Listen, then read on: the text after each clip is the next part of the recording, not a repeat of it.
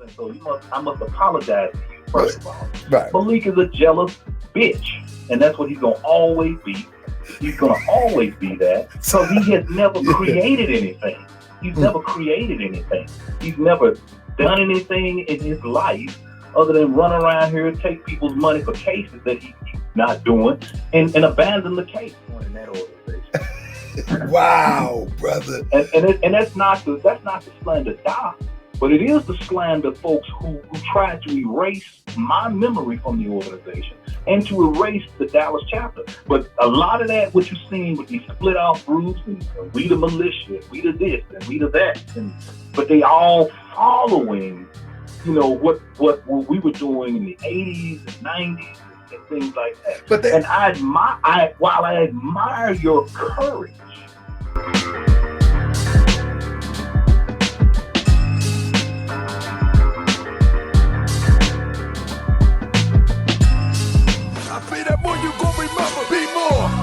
I be that more you gon' remember. Nap town. I be that more you gon' remember. Tahaka Bay front line till the law call my number. I be that more you gon' remember. LA. I be that more you gon' remember. New York. I be that more you gon' remember. Tahaka Bay front line till the law call my number.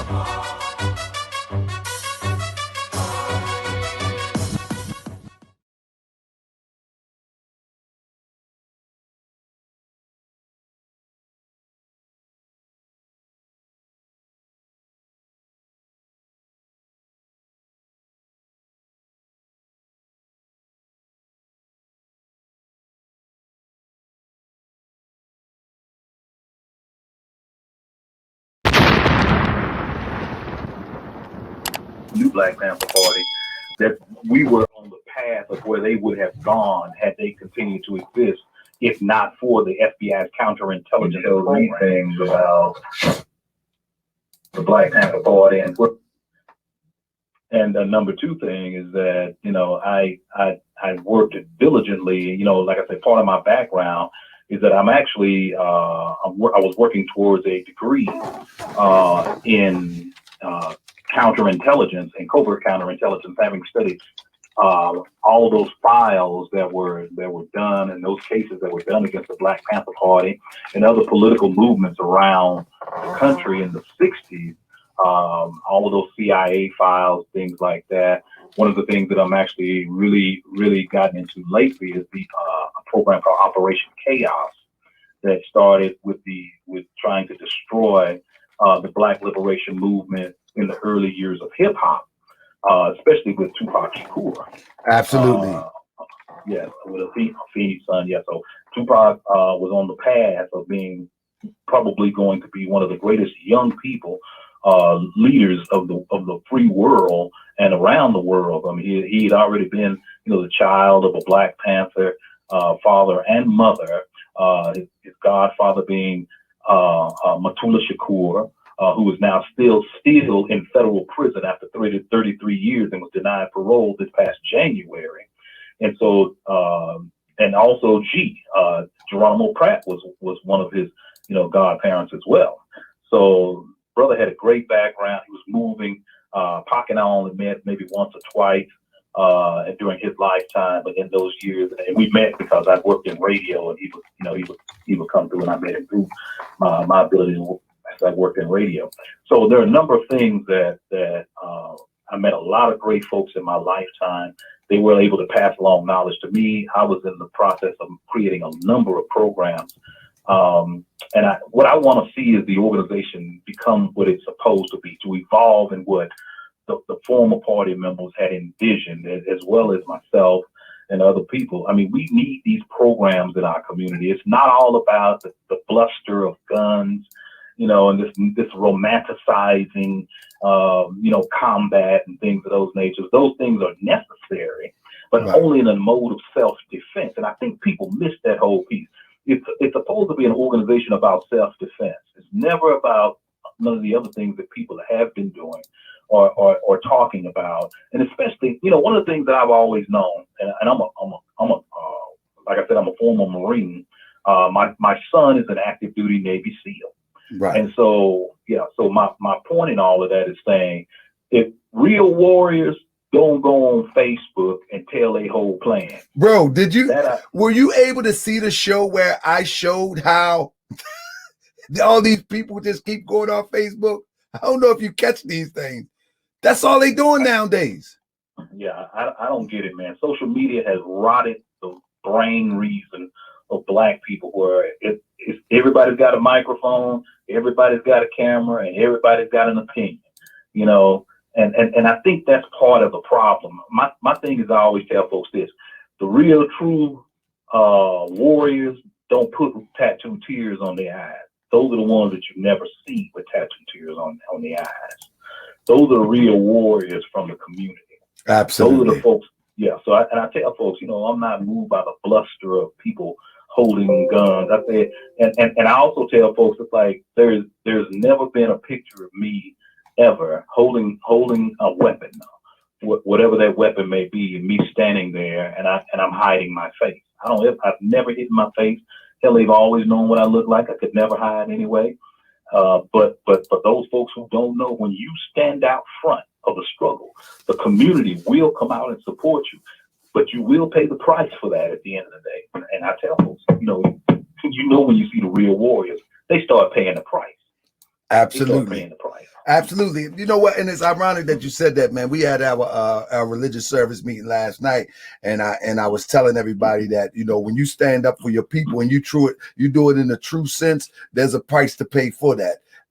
Yes, sir. And some people go off into the private sector and able to avoid that I guess that pressure of that stigmatism. Yeah. Put on you. But if you real about it and you go about it, it's definitely coming for you. So you was talking about the rumor that you supposedly work for the what they say the shoot. They were saying I work Homeland Security. Yeah. How did that start? Who started that? Do you know? Man, I have no idea who started it, but I've been hearing about it for about 15 years.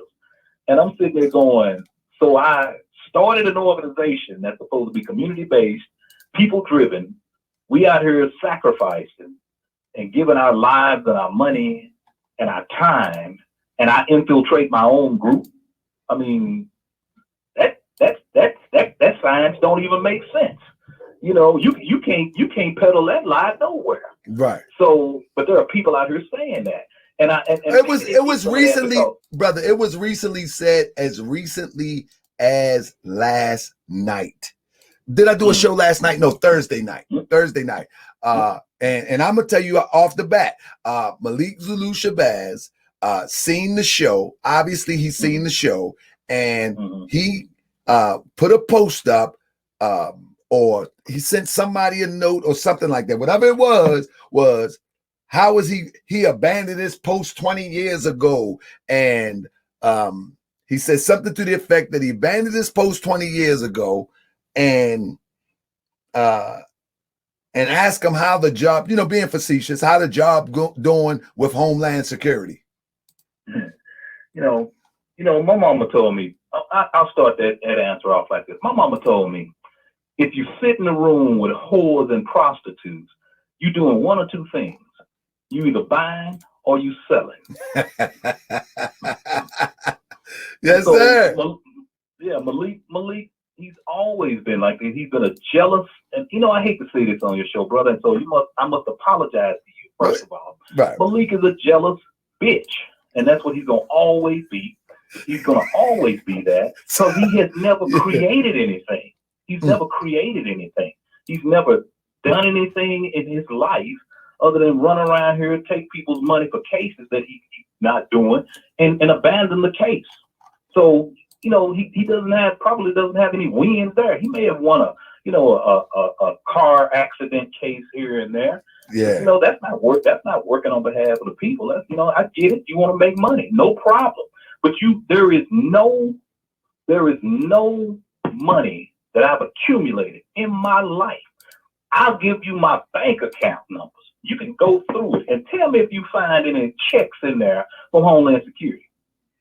You know, that's the one thing you know, that you gonna say that, I'll put my checking account out there, and I'll let anybody who got access go look at it. That's what I like, brother. That's what I like, brother. Receipts and ready to give it up to the people. But I don't even think that's a requirement. I think your track record speaks for itself. And in reality, brother, you know that you have put in so much work and you have put in so much time, and this success speaks for itself. You handed the movement over, or the leadership position over, to one of the greatest freedom fighters that we've ever known. Brother, who can top that? So you created a movement, to infiltrated the movement, and then handed over to the greatest freedom fighter that we've ever known in my generation, if you will. Right, I got you, brother. Let's make that make sense. Yeah. That makes I got it. Let's make that make sense. Well, you know, the reality about that as well, brother, is that in Dallas County, where I live at, Dallas is a city, but it's also a county. I created in 2001. I created an emergency communications program. And it's because that's my background. I'm electronics, computers. You know, that whole thing is what I've been around my whole life. Any type of communication. So I created the first ever emergency communications program for Dallas County Health Department. And so Dallas County Health Department liked it so much, man. They asked me, can they have the program? And I told them, yeah, you can have the program. And so I've worked with the county, you know, on the program for 5 years. And even to this very day, the program still exists. I haven't been around the program for at least 16 years. And even the people that's running the program now don't even know that a black man created that program. It was the first ever in the whole country. After September 11th, he was the first one in the country, and nobody even knows that a black man created that, except for the folks who were running Dallas County at the time. So I don't know. Maybe the brother got his notes mixed up while he was lying, and figured that Homeland Security is something else. I don't know. I'd give him that one. Maybe I'd give him that one. So if he, you know, and my contention is that, you know, I'm pretty sure it's enough folks who done gave him my number. If he calling me a lie, all you got to do is pick up the phone, brother. We don't need nobody around. If you want to tell me how you feel about, you know, me working for Homeland Security, but I made the ultimate sacrifice. My wife died in 2013. Let's clear that. Have you ever worked for Homeland Security, or that's just? I created an emergency communications program. I teach. I'm certified to teach disaster emergency response to the community. Okay, that's what I do. Those are the things that I do. And so I don't know. Maybe he got that whole thing mixed up. But you have never been employed by quote unquote Homeland Security. Never in my life, bro. And you know what? We got a Moorish brother. We got a Moorish brother here in Baltimore, and that's what he does. He's certified in teaching that disaster relief. He teaches that. He's actually a Moorish American, so I'm actually familiar with that. Right. And he actually teaches on how to avoid FEMA and take care of yourself, because it's his theory that FEMA will come as if they're coming to help you, but it actually could turn into a concentration camp situation. And so, so absolutely. We're about folks taking care of themselves for a minimum of 5 days. That's the one thing we do know, is that when Katrina happened, people weren't able to take care of themselves, even though they were trapped inside Louisiana. These people weren't. Nobody was prepared, even in the hurricane zone, for disaster for 2 weeks. You know, I mean, the time it took for them to get people out of there, as many people as possible, to get them out of there. And so one of the things that we teach is we mitigate disaster preparedness training. We teach people what to do before the disaster happens. We teach people emergency medicine. We teach a number of things. I'm certified instructor and CPR, AED. I mean, I teach all of this stuff, and I have for the last 20 years. And I don't want to mix you up in any type of controversy, but I gotta ask, just because of the sake of what's online, have you ever sanctioned Malik or Crystal Muhammad? No, I haven't sanctioned any. I haven't had any conversation with either one. And now, Crystal, I will say this: Crystal, I haven't had any controversy with Crystal Muhammad in the least bit. I haven't had any problems with them. Right. I don't know if anybody else has, but I have not had any problems with her at all. Right. And so I'm putting that out there up front. So, you know, I'm not sure. I talked to her, as a matter of fact, in I think about a year or so ago, she called me up. I talked to her. I didn't have any problem with her. She didn't have any problems with me. So, you know, and at that time, people have been trying to get me to come back to the organization for 20 years because it's been so much hell going on with the organization. And like I said before, I'm not sure, you know, how some of these people end up in the positions they have, you know, over the years, but you know, I'm coming back to get the organization back on its feet, back up and running the way it's supposed to be. Would you join any of them, Crystal or Malik, or would you have to take the helm and fix it up, and they got to come and get right? Well, one of the things I am doing right now is I'm restructuring the national manual. That's one of the things I'm doing right now. So the people that are rolling with me and with folks that have already decided they were coming on, are coming with us. And so I don't know what that means for everybody else. Right. That's right. I tell folks, if you're comfortable, if you feel comfortable with what you're doing with other folks, then keep on doing that. You know, that's all, you know, my whole purpose is not to take people away from their comfort zone. Because we got to always remember this is a volunteer organization, and so it's sort of like what Fred Hampton say. You know, we got to be able to live for the people. We got to be able to sacrifice for the people, and we got to be able to at a moment's notice die for the people. This is not about ego for me. You know, I don't make no money off of this. As a matter of fact, me from coming back publicly saying that I'm coming back to work with the new Black Panther Party. I just got anything that I probably would have gotten from folks. All that's just gone now. You know what I'm saying? Right. And so anything I would have gotten from folks who would have supported me, who knew about my past involvement with the new Black Panther Party, would have never wanted me to come back. But I got no choice in this matter. It's kind of like watching your children go off and do silly shit. And then you got to come back and bring them back, you know, And sometimes you got to whoop. Sometimes when they get halfway to the house, you get that switch out and you got to whoop them till they get all the way to the house. And then when you close the front door, you got to finish whooping them. So there you got children like that. And so I look at most of the people, and I'll say this up front, most of the rank and file folks don't even know the true history of the new Black Panther. I know. So that's not their fault. That's the fault of the folks who came into the organization, who took on, I guess, some type of leadership role, and that's what they had to erase Dallas from the memory of the organization. Absolutely, they had to erase me especially. And you can't. And one thing about these assumed leaders, they cannot tell the clear history as it happened, as they ascend to leadership, because it would disqualify them.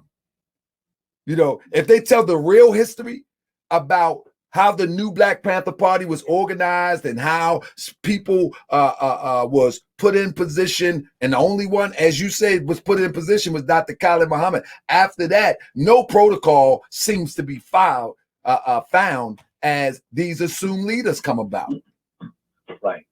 Well, you know, I think my cause with Zulu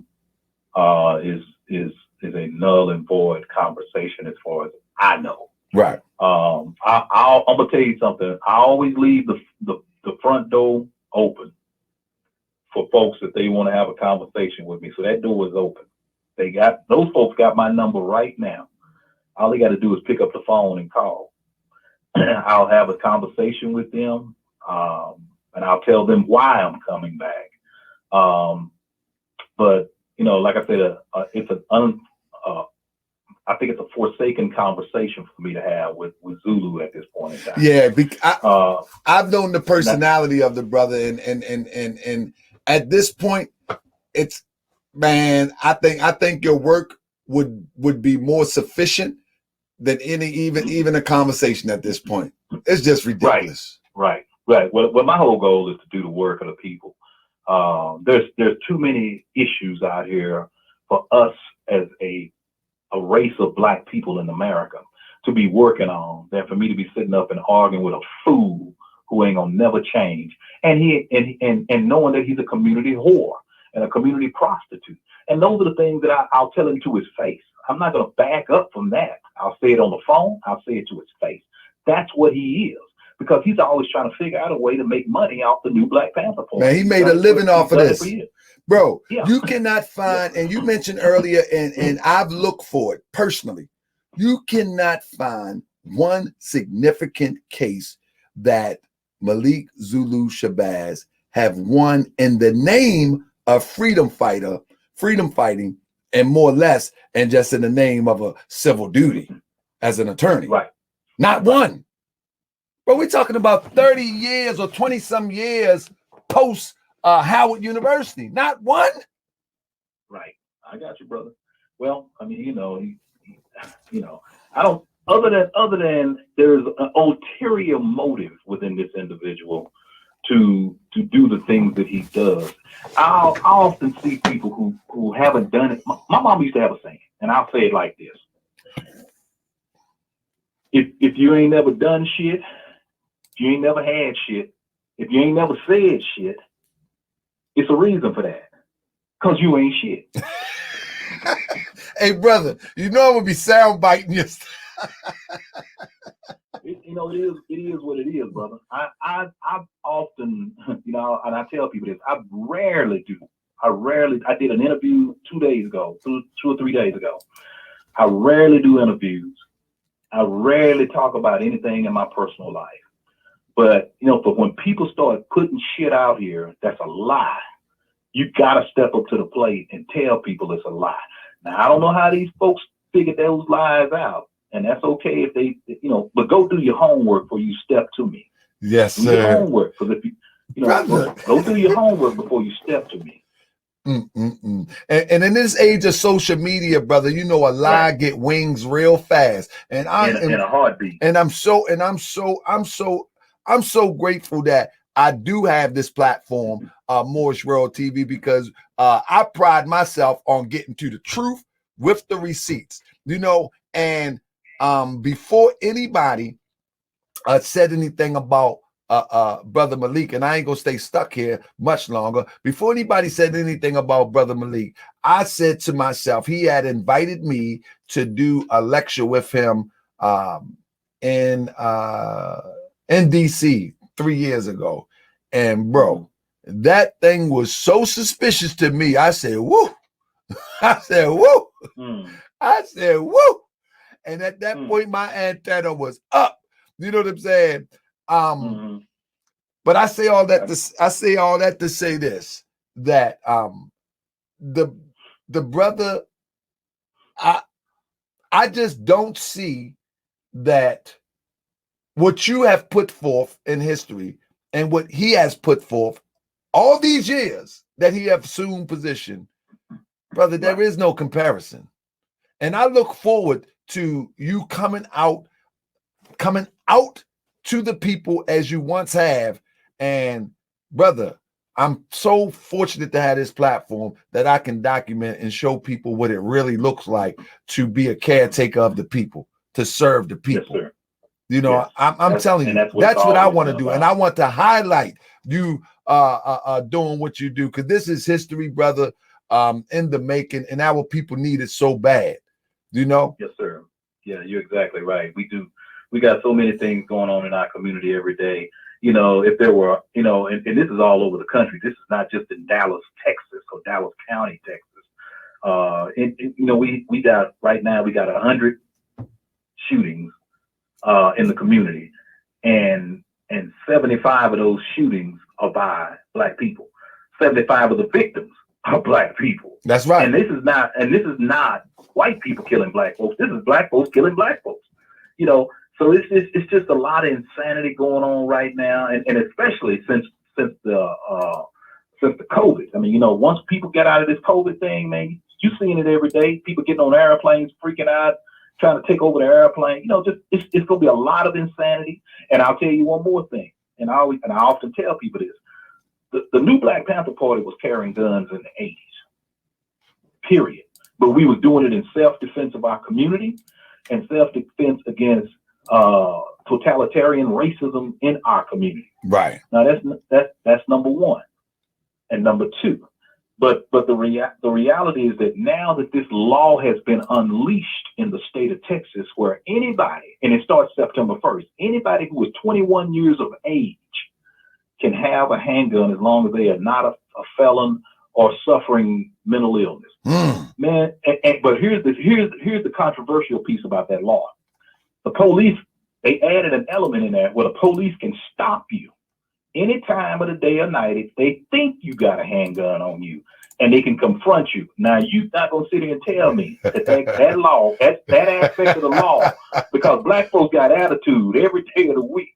And when a cop stop us, or when we walking down the street and they can see the butt of the gun, and they say, "Hey, let me have your license," and you just go flip out, and it's over with right there on the spot. That's right. Absolutely. You know, and so you're gonna see more dead folks that's black and who look like me and you by the hands of the police, and the police are gonna be able to justify this stuff now more so than they have before. You know, so you know, I'm about taking care of business. You know, I often tell people this: I don't want nobody standing behind me if they unemotionally uncontrollable and can't control themselves standing behind me with a gun. You know, right. I want you to be a disciplined person, because that's what the new Black Panther Party is supposed to be about. Discipline in every aspect of not only your military life within the organization, but also in your personal life, taking care of your family, looking out for your queen, your children, so that you could be an example of what black manhood is supposed to be in the wake of racism here in the hails of the United States of America. Absolutely. That's what it's supposed to be about. Absolutely. So when do you, without giving too much, are you planning any membership drives anytime soon? I don't want any dates or anything like that, but are you putting some of this stuff in motion? Well, I will say that there's going to be a big meeting real soon, and I'm pretty sure that we're going to, you know, somebody will come on your program and give you that big date of the first meeting that we will all have from brothers and sisters who will be coming from around the country to this meeting. And so I promise somebody will be getting back with you to letting you know that when that date and where that place is going to be and the date of that event. There may be something out there already, but we're going to have our first national meeting during that time. After that, we will do an ongoing, you know, drive in every city to bring up the membership of the organization. But I tell people this up front, you know, and we've always had this in the organization, but people have just kind of overlooked it and blew past it. You know, anything that had rules attached to it, people were just kind of blowing past it like it didn't even exist. You know, people who come into this new organization that I'm trying to help build with brothers and sisters in the rank and file, there's going to be a 90-day grace period on you even joining. Let's go, brother. 90-day grace period, because if you decide this is not what you want, and I get it, you know, you don't want to be here. You don't want to follow rules. You don't want nobody telling you what to do. I get that. Well, you can always leave. You can always leave. This is a volunteer organization. So, hey, bro, you know why that's so beautiful? Because a lot of people try to hold on to dead weight for some dues, membership dues. They try to hold on to dead weight because this dead weight, they rather have quantity instead of quality for the pitches. Right. You see what I'm saying? Right. And for you to make a statement like that, that in itself shows how genuine you are to move forward on this mission to make sure this thing get right. Because I'm going to tell you, people would love to have 100 flunkies looking raggedy, walking down the street screaming Black Power, but I ain't gonna stomp a grape in a fruit fight. You know what I'm saying? Right. I ain't gonna address the drug dealer. I ain't gonna try to calm the fury of one of the young brothers that's ready to go off the deep end because society have put so much oppression on his shoulder. I ain't gonna go and talk to the prostitute. I ain't gonna go and talk to the drug addict. But soon as somebody gets shot by the police, they running behind the ambulance, hoping to be next to Al Sharpton. That's what burns me up. Well, you know, that's where a lot of these folks get that from. They saw Jesse Jackson and Al Sharpton, and a lot of those folks from the 60s and 70s and 80s and 90s and 2000s, and some of those folks who were kids at that time grew up learning this is what you do. You wait for the shit to go down, and then you show up. Yeah, well, bro. Before we go down, let's show up. Hey, bro. Before we go down, let's show up. Bro, and this this was my problem, and I don't want to put you in that mix, but this was what my problem and the pattern with Crystal Muhammad. Over the years, she has always been at the receiving end of a camera when some tragedy happened. And to people that want to go that way, okay, fine, go ahead. But that is not revolution. Right. That is not revolution. You're exactly right. That isn't revolution. And I think, and if revolution is about change, we got to always pick the time, you know, when we want to really truly make that type of change and make that revolutionary turn in our communities in every aspect, whether it's political, whether it's, and I'm telling people, everything in our lives every day is political. Water is a political tool. The air that hey, brother, is a political tool. Hey, brother. Climate change, a political tool. You going out to be able to vote, whether you want to or not. If you want to go vote. And if you are being stopped at the polls for whatever reason that you want to go vote, that's political. Come on, brother. We got to get back to the business of our communities at all times. And I'll leave the door open. And I, like I said, I've done a few things with her in the past, but it's been a while. But I'll say this up front. I think more than anybody that we've talked about tonight, I think Crystal is one of those people who could make some changes. I really do. One moment. So I got my brother on the phone, brother Agadan. Brother Agadan, I got the original founder of the new Black Panther Party, and I just wanted to let you know that we are on what is that, the throne? You on the throne now? Yeah. Hey, brother, and I was taking off, brother, but man, a legend reached out, responded, and so I had to go. I had to get it in. He a busy man. He's a busy man. Yeah, but what made me my apology, brother. What made me call you is that he said a few seconds ago, he said your water is political. Everything is political. He said, right. That's exactly right. Hey, Everything brother, you can't even be born or die without the politics involved with a birth certificate and a death certificate. You officially not born, and you can't die without the politics of a birth and death certificate. You hear this, brother? Right. Brother, I just wanted to make sure that you knew that I was on, because I might don't have him here that much longer, but we will be doing an interview soon. But I didn't want you to miss this. All right? Yeah, I'm gonna jump on right now then. All right, brother.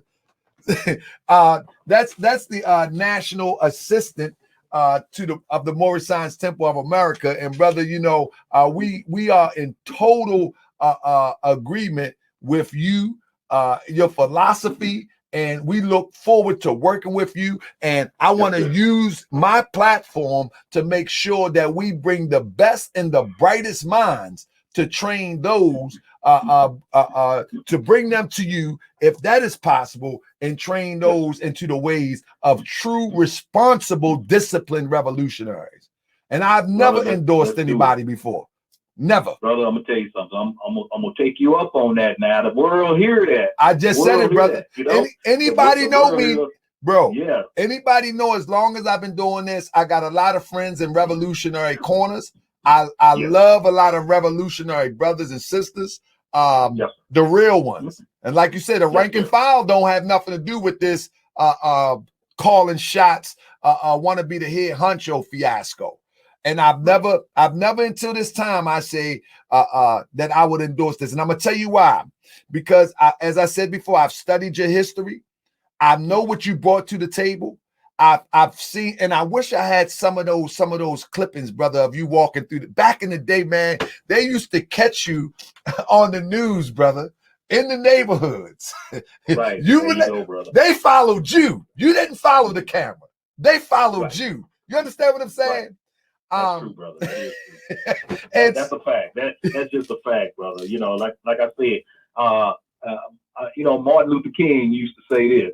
He said, "At the end of my life, let my works speak for me." That's right. And that's what I want my works to speak for me. I don't want to, every time you see me, I don't want to have to be saying something to the camera. I want to be able to do the work of the people. And I want the rank and file folks, or the folks who come in and work with us, they're gonna be the superstars, not Brother Aaron. That's right. I don't need to be a superstar. I want the folks who come in here to do the work of the people to be the superstars. And I guarantee you will be if you follow in the right path and you on the right track. And brother, I want to say this. I got a few more things I want to ask, but I want to say, man, if I haven't said it once, if I have, I say it again. Brother, I am so honored that you would entrust me, you know, to have a conversation with you so early in your return.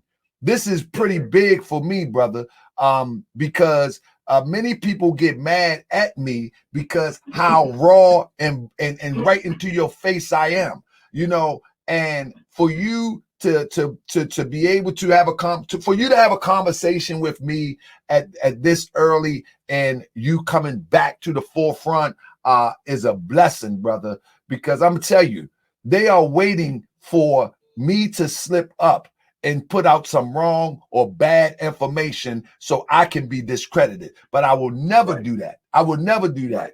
And like I said, I've done my homework. And I know that when you stepped on the front line years ago, your love was for the people. And I know if you will turn it over to one of my heroes, Dr. Khalid Muhammad, I know that your heart got to be in the right place.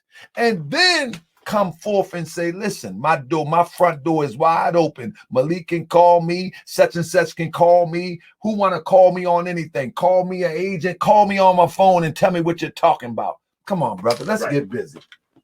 That's right, brother. Yeah. So, and I tell people this, if people believe that, don't just say it. Bring your paperwork, your proof that I'm on anything other than what I say I am. Absolutely. You know, I have to take a statement from the Bible. I am that I am. You can't be nothing better than that.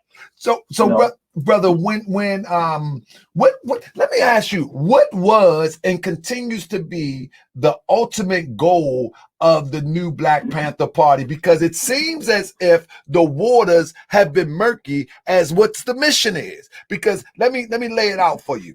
Some people like to say, you know, well, we go and feed the people, and you see that they set up a table and they'll bring food out, which is good. We bring clothes to the people, which is also good. But then you see a lot of marching with the gun screaming Black Power when somebody get killed. Those are the 3 points that the public see. And I'm not criticizing anybody. I'm saying that is the 3 points that the public see. They see one, that they bring in pizza and feeding people in the community. 2, they're giving out clothes. 3, when a tragedy happened, they're yelling and screaming Black Power. Oh, let me add number 4. Now that the social media is hot, they also show that they can shoot at the shooting range. You know what I'm saying? Right. But you know, so I want to ask you. I don't get that. I don't get the number 4 part, because I'm gonna tell you something. They do that all the time now, brother. I know they're doing it online on social media. My contingency is I don't understand why they out there doing that. Right. I mean, you know, you out there shooting at the range, you know, targets don't shoot back. Right. You know, that's number 1. And I'm not against training. I think people who handle weapons ought to be trained how to handle a weapon, how to handle that weapon, how to break that weapon down, how to clean that weapon. But remember what it is. Once you pull it out the holster, it's over with for everybody. That's right. All lights getting cut off, and, you know. And so that, and I think because I see a lot of those folks who are undisciplined with a weapon in their hand. That's one of the things you end up starting with is that whole piece about the weapons, and that's the same thing that Huey Newton and Bobby Seale was dealing with the Panthers in the 60s and 70s. That young people who began to gravitate towards towards the Black Panther Party for self-defense out of Oakland and LA and Chicago and New Haven, out of those places, right, and even Houston, out of those places, the young folks saw that the same they did in the 60s as they do today, that it's a self-defense against the police department. But one of the other things that people don't really truly understand about the Black Panther Party for self-defense is that, just like Malcolm said back before he was assassinated, Malcolm said self-defense is an act of intelligence. Mm-hmm. Notice I said self-defense is an act of intelligence. And that's the way it always, as many times as the feds have come after me, state police, county sheriff's department, I got a file in everybody's city, all over this country. I got a file. I got some kind of covert file in everybody's police department, police agency, law enforcement agency, all over the country. Not only that, but in the 20 years that I've been out of that I haven't been working with the organization, I've traveled abroad. I was invited to meet with Gaddafi in Libya 4 months before he was killed, because he had heard about the work that I had done in the new Black Panther Party. And if people think I'm lying, I can show you my travel document, my form for travel. So if people think that's a lie, I can show you where the Libyan government stamped it. Wow. So, and then I've gone into places in the Philippines where you have a large population of Muslims who are there fighting for their freedom from their own government. And so I've had the opportunity to sit and talk with organizations like that. One of the ultimate goals that I'm getting ready to do when they finally lift some of these sanctions on the COVID is I'm planning a trip, hopefully into Iran and hopefully also to the West Bank and to Palestine and the West Bank to meet with people. So those are some of my ultimate goals. Those are the international things that the Panthers need to be doing. Is absolutely joining the struggles of poor and oppressed people around the world. That's always been the ultimate goal of the Black Panther Party in general. So number two is we still want the ability as individuals to determine our own destinies at the end of the day, to determine our destinies in every way possible, whether it's through our personal religions, through our personal beliefs and things of that nature. So those are still some of those ultimate goals that people are still in control of to this very day. And so those are the ultimate goals that we have to be working towards. I love the programs. I love when brothers and sisters in the 60s and 70s who joined the Black Panther Party came into the party because they saw the brothers walking and marching in the street with guns. And when they got to the Panther Party headquarters and they asked them to, when they took their oath that they wanted to be a party member, filled out that application. And when they walked in the room, they gave the brothers and sisters who walked in the room aprons and spatulas and told them to go feed. You want to do work of people, go feed them kids. That's raising those revolutionaries. And I often tell it, my oldest son, who I mentioned earlier, who's a SEAL team leader, he'll tell you, Pops brought me up in the struggle and he showed me what it was like. And because of that, he went on to do great things as a warrior himself, but because I raised him in the Black Panther Party ideas and platforms and programs. So he has a respect for life. Although he is a Navy SEAL, he has a healthy respect for the world and for life. Right. And he has a world of experience that he brings to the table and things of that nature. So I think those are things that you want warriors, raise those warriors right. And when you raise them right, you don't have to worry about if Black folks or the community is going to turn on them for doing something stupid and shit. They will be out there doing the right thing and the community will support them at the end of the day. But you got to raise those warriors. Absolutely. Somebody asked, they want to know why he took the break. Why did you take the break? I think you answered that earlier though, in part. But after Dr. Khalid Muhammad was put in office and sanctioned by yourself. Handpicked by. Matter of fact, on my screen in our private chat, I actually have a picture of you, Sinetta, who was Salik Quran at the time, and Dr. Khalid Muhammad. That's a beautiful picture. I called Sinetta when I got the picture. I said, brother, look at you, a shining star. But once Dr. Khalid was put in position, what was your exit from the rank and files? How did that work? Well, let me say it like this without going off into a lot of detail, because those are things that I get asked a lot of. And so one of the things that I will tell you is that I think when people come into organizations, you come into an organization with what's already there, and you work from that point to make an organization better. Right. One of the things that I've often said is that most people don't even know what religion I am. You don't know they don't know what I believe in, because I don't put it out there. You know, I think religion for me is a personal thing, and most people don't know what it is. And I've just never told. Most people think I've been a Muslim. All these 35 or 40 years that I've been in the community, they believe I'm a Muslim. And then I have to straighten them out. I say, I support Islam. I support your religious beliefs. I said, but I never bring religion inside the ideology of a freedom fighting organization. Because if you look at what's going on in the world between the Palestinians and the Israelis, they brought their religions to the table. Now, whether which one is right, which one is wrong, that can go on forever. But they've been fighting for 7,000 years over religion. That's right, and brother. Neither one has gotten what they wanted out of the deal. And Malcolm talked about this best. Revolution. If you're going to talk about revolution is based on land. You know, we're not even fighting over the blocks that we own today. We don't even own the block. And we out here dying on the block, you know. So I guess my point is that I think that religion is the wrong thing to bring inside an organization. And I agree, brother. I think that became for me to bring any type of religion inside the new Black Panther Party became a negative thing to the new Black Panther Party. And if it's not true, then that's what's happened to the organization in the 20 years I've been gone. And guess what? Everybody's name is Muhammad now. Yeah, well, you know that. Now you understand what I'm saying. I think religion. When I come into the room with you, brother, I'm happy that you are of the Moorish science and believe in that.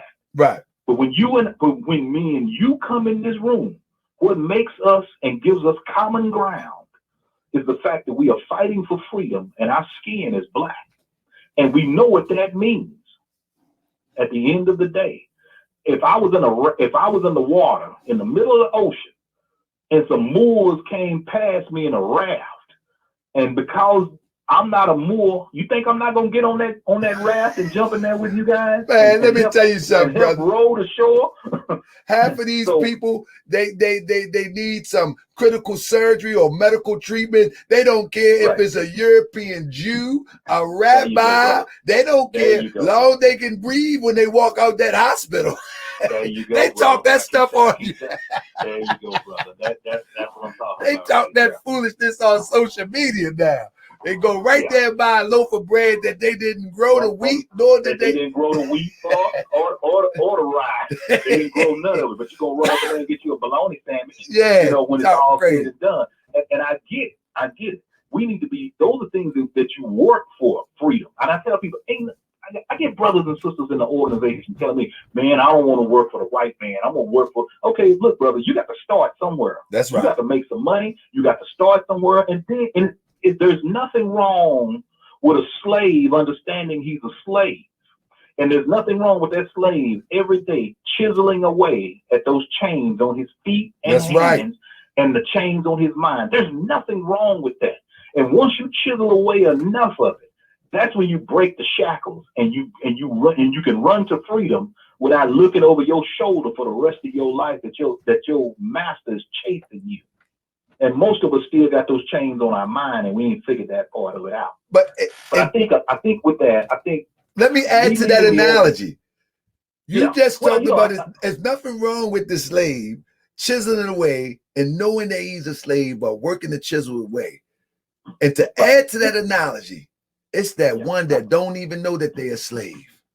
There you go. Think about it. Harriet Tubman said, "I freed a lot of black folks." She said, "I could have doubled those measures had the rest of the slaves listened to them and realized they were slaves." That's right. I could have took a whole lot more folks to freedom, but they didn't want to leave. They wanted to sit there. They thought it was better than being in freedom than it is being here with massa. And so people don't realize that they slaves. We slaves to our emotions. We slaves to all of that stuff. And that's why we got to be disciplined when you come into an organization of this caliber. Because, man, I like I said, I've studied those FBI counterintelligence files and how they targeted members of the Black Panther Party. A lot of it had to do with those facts that those folks were emotional. I learned from my history of reading about the Black Panther Party, those FBI files, and I realized that holding on to an organization and dealing and publicly infighting with people is not the answer to Black folks' freedom. It's always best to just say, you know something, I can go do something else. Absolutely. I've done more in 20 years that I've been gone from the very organization I created than I did when I was in the organization. I've been able to travel, do some things that I wanted to do, meet some folks that you would never think that I met. And hopefully, if everything, I was telling the sister the other day, I'm planning a trip to Cuba to go meet with my sister. And I don't mind telling folks, because I mean, I'm pretty sure the FBI knows that they've been tapping my phone for almost 40 years. I'm planning a trip to go see Sister Sada Shakur. The sister's getting a little older, and I think it's best that we see this sister, this living legend of history and philosophy as she is here. And so my ultimate goal, sometime in the next 11 months, is to get to Cuba when they lift sanctions for Americans to be able to travel around the world again, into other countries. My ultimate goal is to get to go meet with the sister. I think it's important. Her story is important. The thing that she's there for in Cuba is important. Right. The message is important. Let me revisit real quick, because I want to make sure people get the understanding. What is the ultimate goals, or what are some of the goals of the Black Panther Party initially as you begin to build and move forward? Well, one of the things that I'm doing. Well, let me say some of the work that is about to be put on the ground. Well, some of the work that we're about to put on the ground is, and I don't know if people can say that they had this in place, but you never really see it.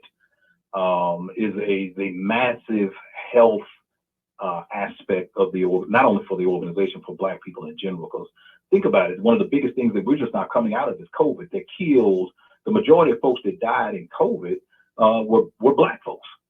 So health was not a priority. Health hasn't been a priority on the forefront of Black people for a long time, because we've been eating wrong, we've been living wrong, and now with all of the diabetes and high blood pressure and all of these other things. So health is a major issue that I want to undertake within the organization, and we are able to take that undertaking to the masses of people in America who are Black and things of that nature. So that's a big piece that I'm working on.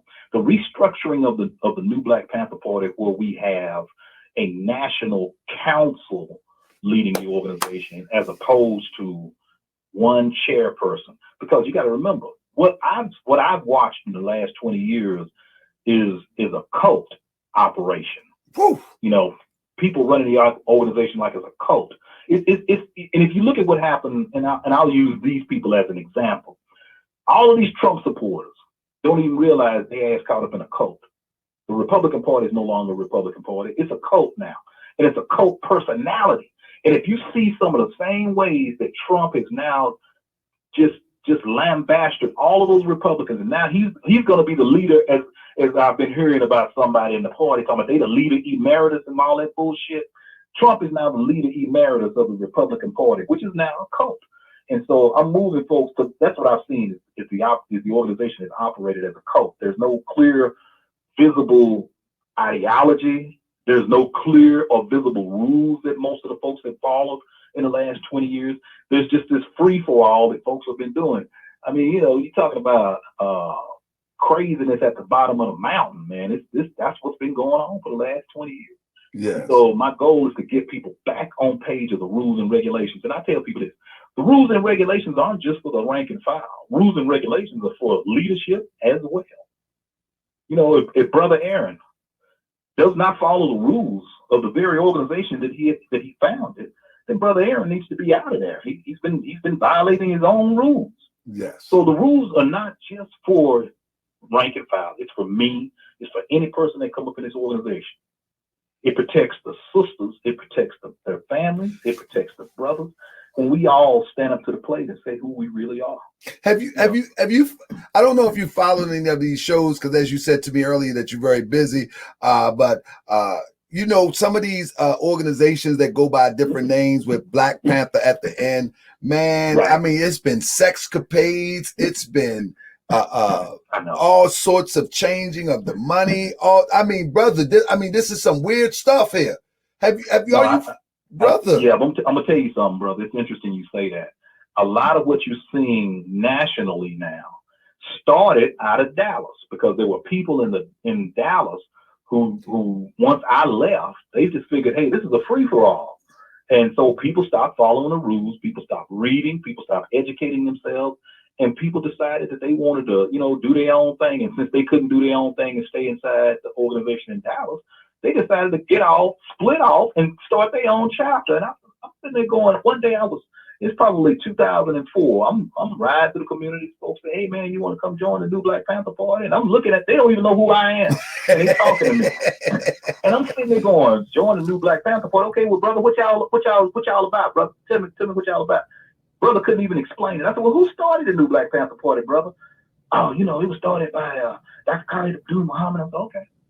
I'm glad to know that. Thank you, brother. I appreciate it. I don't think I'll be joining that organization. Wow, brother. And that's not to slander Doc, but it is to slander folks who try to erase my memory from the organization and to erase the Dallas chapter. But a lot of that, what you're seeing with these split off groups and we the militia, we the this and we the that, but they all following, you know, what we were doing in the 80s and 90s. And things like that. And while I admire your courage, try to remember why you're doing it. It's not even about hating white folks. It ain't even about hating cops. It's more. It's supposed to be more than that. It's supposed to be, hate is not supposed to be what's driving you. Love is supposed to be what's driving you. A love for community, a love for doing things. I be that more you gon' remember, be more. I be that more you gon' remember, that town. I be that more you gon' remember, Tahaka Bay front line till the law call my number. I be that more you gon' remember, LA. I be that more you gon' remember, New York. I be that more you gon' remember, Tahaka Bay front line till the law call my number.